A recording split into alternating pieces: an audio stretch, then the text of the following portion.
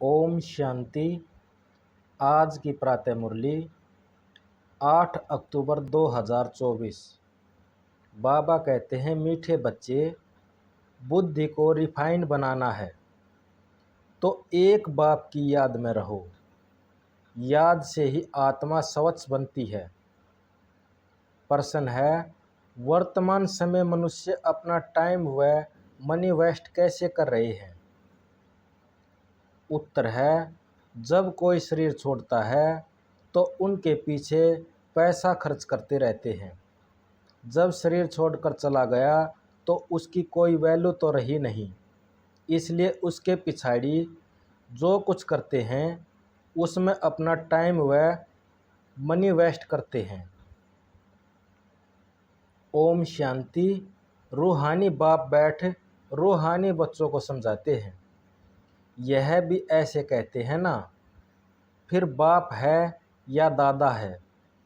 दादा भी कहेंगे, रूहानी बाप तुम बच्चों को यह नॉलेज सुनाते हैं पास्ट प्रेजेंट फ्यूचर का। वास्तव में सतयुग से लेकर त्रेता अंत तक क्या हुआ, यह है मुख्य बात। बाकी द्वापर कलयुग में कौन कौन आए, क्या हुआ, उनकी हिस्ट्री ज्योग्राफी तो बहुत है। सतयुग त्रेता की कोई हिस्ट्री ज्योग्राफी है नहीं, तो उन सब की हिस्ट्री ज्योग्राफी है। बाकी देवी देवताओं को लाखों वर्ष पहले ले गए हैं। यह है बेहद की बेसमझी। तुम भी बेहद की बेसमझी में थे, अभी थोड़ा थोड़ा समझ रहे हो। कोई तो अभी भी कुछ समझते नहीं हैं। बहुत कुछ समझने का है। बाप ने आबू की महिमा पर समझाया है, इस पर ख्याल करना चाहिए, तुम्हारी बुद्धि में आना चाहिए। तुम यहाँ बैठे हो, तुम्हारा यादगार देलवाड़ा मंदिर कब बना, कितने वर्ष के बाद बना है? कहते हैं 1250 वर्ष हुए हैं, तो बाकी कितने वर्ष रहे?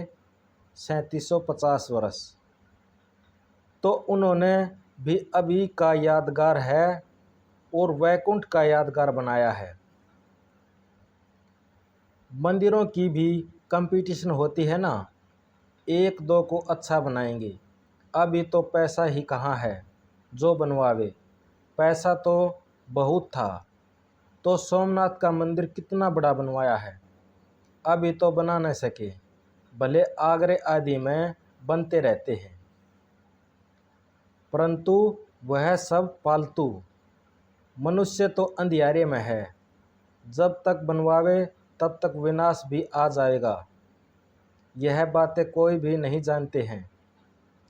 तोड़ते और बनाते रहते हैं, पैसे मुफ्त में आते रहते हैं, तो वेस्ट होता रहता है ना।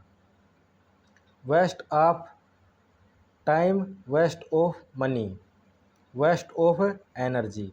कोई मरता है तो कितना टाइम गवाते हैं। हम कुछ भी नहीं करते, आत्मा तो चली जाती है, बाकी खाल का क्या काम। सर्प खाल छोड़ देता है, उनकी कोई वैल्यू है क्या? कुछ भी नहीं। भक्ति मार्ग में खाल की वैल्यू है। जड़ चित्तर में कितनी पूजा करते हैं, परंतु यह कब आए कैसे आए कुछ भी पता नहीं है। इनको कहा जाता है भूत पूजा। 5 तत्वों की पूजा करते हैं। समझो यह लक्ष्मी नारायण स्वर्ग में राज्य करते थे। अच्छा, 150 वर्ष की आयु पूरी हुई, शरीर छोड़ दिया, बस शरीर तो कोई काम का न रहा। उनकी वहाँ क्या वैल्यू होगी? आत्मा चली गई है। शरीर चांडाल के हाथ में दे दिया, वह रस्म रिवाज अनुसार जला देंगे। ऐसे नहीं कि उनकी मिट्टी को लेकर उड़ाएंगे नाम करने के लिए। कुछ भी नहीं। यहाँ तो कितना करते हैं, ब्राह्मण खिलाते हैं, यह करते हैं, वहाँ यह कुछ होता नहीं। खाल तो कोई काम की है नहीं, खाल को जला देते हैं, बाकी चित्र रहते हैं। सो भी एक्यूरेट चित्र मिल न सके, यह आदि देव की पत्थर मूर्ति एक्यूरेट थोड़े ही है। पूजा जब शुरू की है तब पत्थर की है, असूल जो था वह जलाकर ख़त्म हो गया। फिर भक्ति मार्ग में यह निकला है, इन बातों पर भी सोच तो चलता है ना। आबू की महिमा को अच्छी रीति सिद्ध करना है। तुम भी यहाँ बैठे हो, यहाँ ही बाप सारे विषयों को नरक से स्वर्ग बना रहे हैं। तो यही सबसे उच्च तीर्थ ठहरा। अब इतनी भावना नहीं है, सिर्फ एक शिव में भावना है। कहाँ भी जाओ शिव का मंदिर जरूर होगा। अमरनाथ में भी शिव का मंदिर ही है। कहते हैं शंकर ने पार्वती को कथा सुनाई। वहाँ तो कथा की बात ही नहीं, मनुष्य को कुछ भी समझ नहीं है। अभी तुमको समझ आई है, आगे पता था क्या।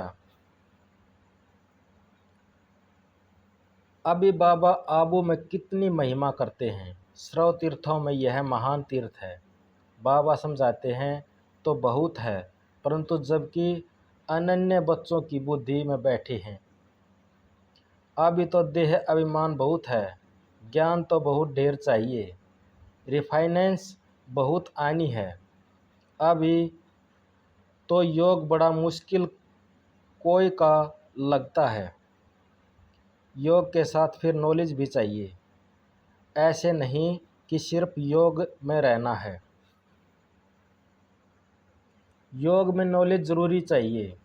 दिल्ली में ज्ञान विज्ञान का भवन नाम रखा है, परंतु इसका अर्थ क्या है यह समझते थोड़े ही हैं।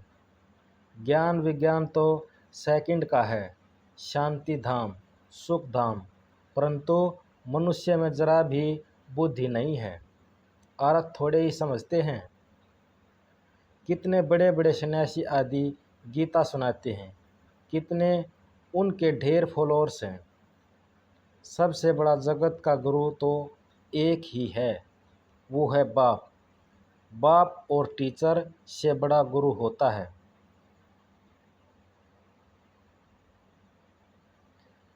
स्त्री कभी दूसरा पति नहीं करेगी, तो गुरु भी दूसरा नहीं करना चाहिए।